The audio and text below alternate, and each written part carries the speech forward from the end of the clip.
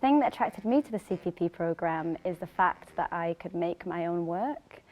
For me, as someone that knew that they wanted to perform and had a lot of experience in performing but didn't know exactly what I wanted to do, CPP was perfect because it has so many different avenues into so many different fields, and it really allows you to follow the path and the field that is most attractive and suitable to you as a solo artist. So for me, that was great.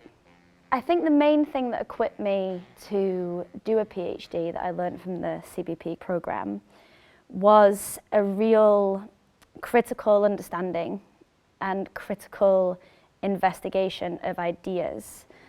I feel like the CPP programme really fosters the ability to question the status quo and to think outside of the box and challenge certain norms that can be taken for granted. Yeah, I think CPP really does build up that critical awareness and critical understanding to be able to read against the grain and question things, which obviously when you're considering doing a PhD, that's really integral.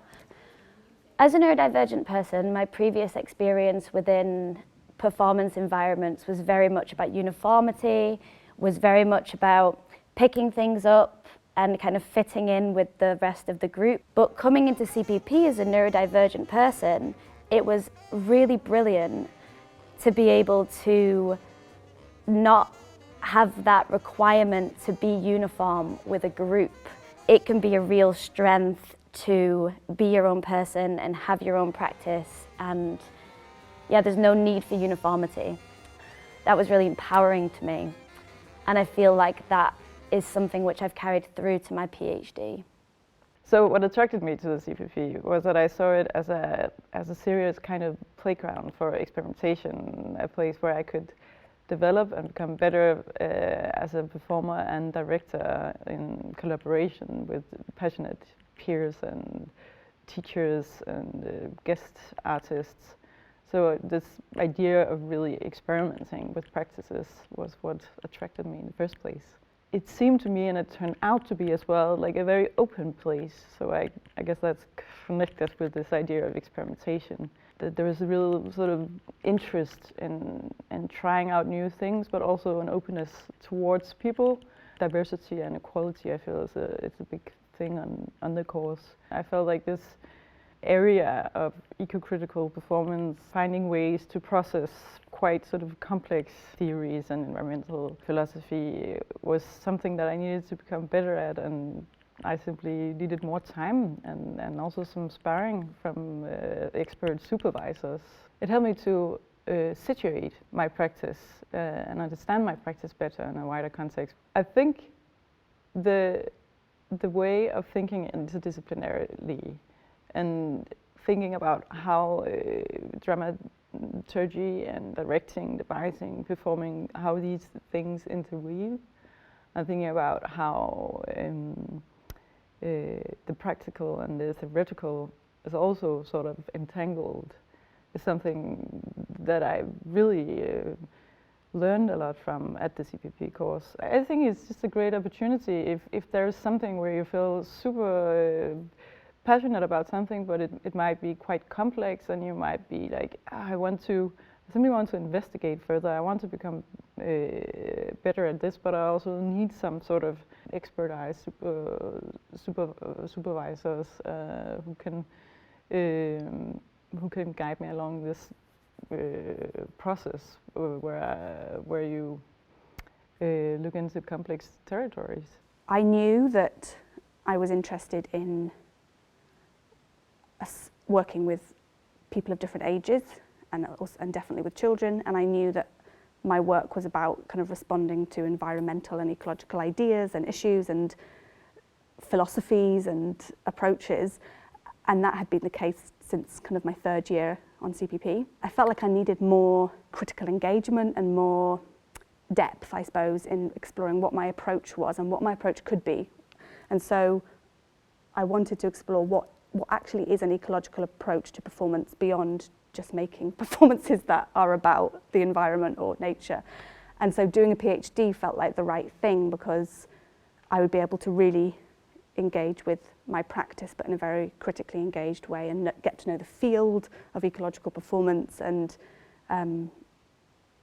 yeah, it felt like that's what I needed at that point, kind of 2 years after graduating, in terms of knowing that I was still on that path of ecological performance, but really wanting to further it in that context, I guess, of a real depth of critical engagement. On CPP as well, I think there's a really important emphasis on understanding your developing practice in relation to other practitioners and also other fields, not just performance. So that's kind of integrated from the beginning in CPP, as opposed to something that you maybe only do when you do your dissertation. It's like for each project or each module, it's about how the practice that you're exploring or developing actually is critically located, I guess, in terms of theory and other practitioners. And I think that was that's something you obviously, that's a critical approach, and I think that's kind of quite embedded in the approaches in CPP. I think as well, actually working with different people. So with research, often it involves working with different groups or different people, and in different contexts. And my PhD was originally about working in 2 primary schools and making site-specific work.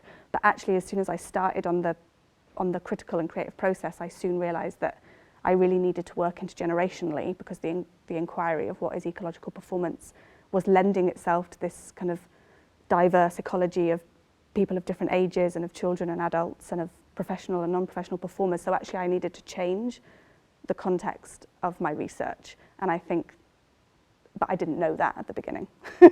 So yeah, I would say to other CPP students or alumni who are considering doing a PhD that as an artist, as a practitioner, you have loads to offer academic contexts in terms of the kinds of questions that you ask and the way that you ask them. I think that as a performance maker, you're often asking a question and then making a performance in response in order to sort of really inhabit that question in an embodied way, whether that's on your own with other people, to find out something new or through a very, an embodied process. And I think bringing that knowledge as a practitioner as a way of finding knowledge through doing is something that people who've done CPP, I think, are really trained at, actually. And that's what a practice-led PhD demands, is that kind of rigour, I suppose, which is about actually having an inquiry that actually has come from your practice and that then has to be explored through practice, and then part of the knowledge that that research creates is manifested in the practice. And that's something that academia really benefits from in terms of kind of furthering what kinds of knowledge emerge that can only emerge through practice.